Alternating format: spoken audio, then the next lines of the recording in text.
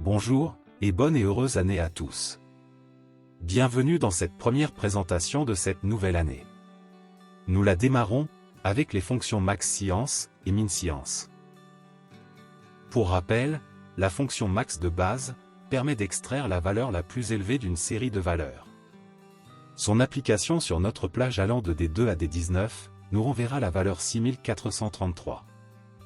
La fonction max science est plus avancée et permet de renvoyer la valeur maximum d'une série, selon un ou plusieurs critères spécifiés. Le premier argument obligatoire à renseigner sera la plage de cellules de laquelle la valeur maximale doit être extraite. Ici, nous restons sur notre plage allant de D2 à D19. Le deuxième argument permettra de définir une plage sur laquelle un critère sera appliqué. Dans notre cas, nous y mettons la même plage. L'argument suivant définira le critère qui sera appliqué à cette plage. Ici, nous saisissons inférieur à 5000 entre guillemets.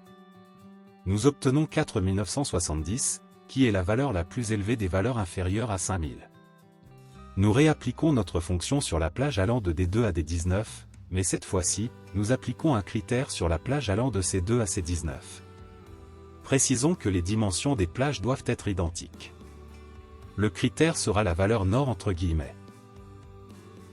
Nous obtenons ainsi la valeur maximum des éléments remplissant ce critère, soit 6433. Nous pouvons utiliser les caractères génériques tels que le point d'interrogation ou l'astérisque pour rechercher des correspondances approximatives. Ainsi, en reprenant la même formule, et en modifiant le critère à ces astérisques, nous obtiendrons la valeur la plus élevée des secteurs dont le nom commence par un C. Mettons un critère sur la plage allant de B2 à B19, celui-ci sera Jacques, et ensuite un autre critère sur la plage allant de C2 à C19, qui sera Est. Nous pouvons ainsi ajouter jusqu'à 126 paires d'arguments critères. Nous obtenons ainsi la valeur maximum des éléments remplissant l'ensemble des critères. Le fonctionnement est identique pour la fonction min science. En remplaçant max par min, dans notre formule, nous aurons la valeur la plus petite. Si nous voulons obtenir le maximum sur deux secteurs par exemple, nous pouvons utiliser une constante matricielle dans l'argument critère de la plage concernée. Dans cet exemple, nous voulons la valeur maximum des secteurs Est et Nord. Notre plage critère sera celle allant de C2 à C19, et l'argument critère sera la constante matricielle, composée des valeurs Est et Nord entre guillemets, séparées par un point-virgule. Nous obtenons une matrice des valeurs max pour chacun des secteurs. En encadrant notre formule par la formule max, nous obtenons la valeur max des secteurs Est et Nord réunis. Voyons un nouvel exemple. Nous commençons par créer une zone nous permettant de choisir un commercial, un secteur et un trimestre. Nous mettons rapidement en place une validation des données de type liste pour chacun des éléments. Pour les commerciaux, la référence sera la plage allant de B2 à B19, pour les secteurs, la plage allant de C2 à C19 et pour les trimestres nous saisissons les valeurs de 1 à 4.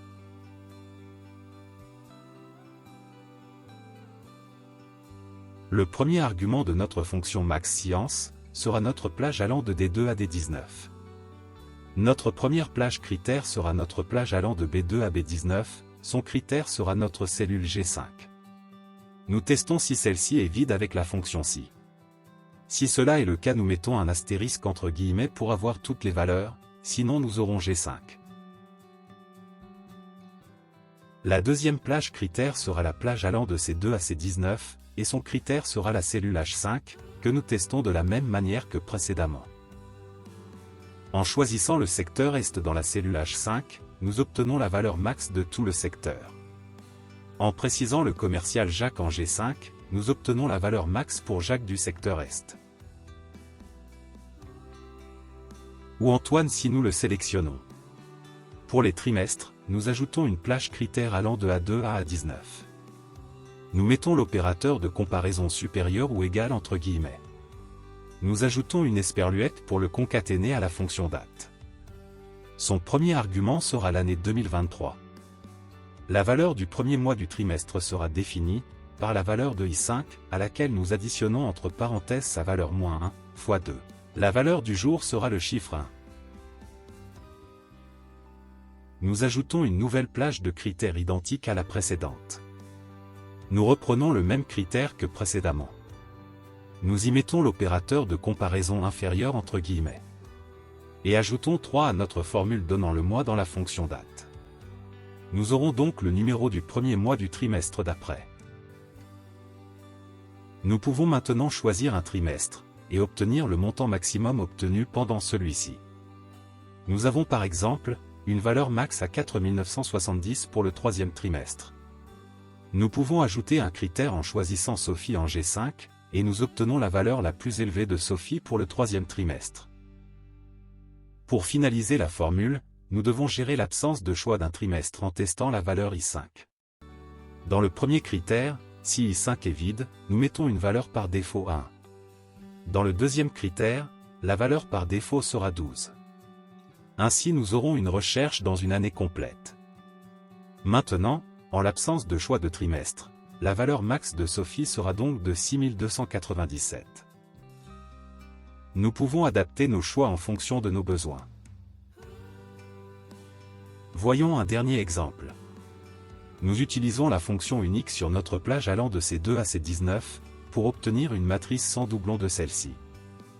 Nous imbriquons cette formule unique, en premier argument de la fonction map, pour appliquer une fonction lambda sur chacune de ces valeurs. Cette fonction lambda aura un paramètre nommé a, qui représentera chacune de ces valeurs, et la formule appliquée sera notre fonction max_science. La plage dont nous voulons extraire le maximum, sera notre plage allant de D2 à D19. La plage critère sera la plage allant de C2 à C19, et le critère sera notre paramètre A. Nous obtenons une matrice des valeurs max de chacun des secteurs, mais sans leur nom. Nous utilisons la fonction A_, dont le premier argument sera la fonction unique sur notre plage allant de C2 à C19, et le deuxième sera notre formule map.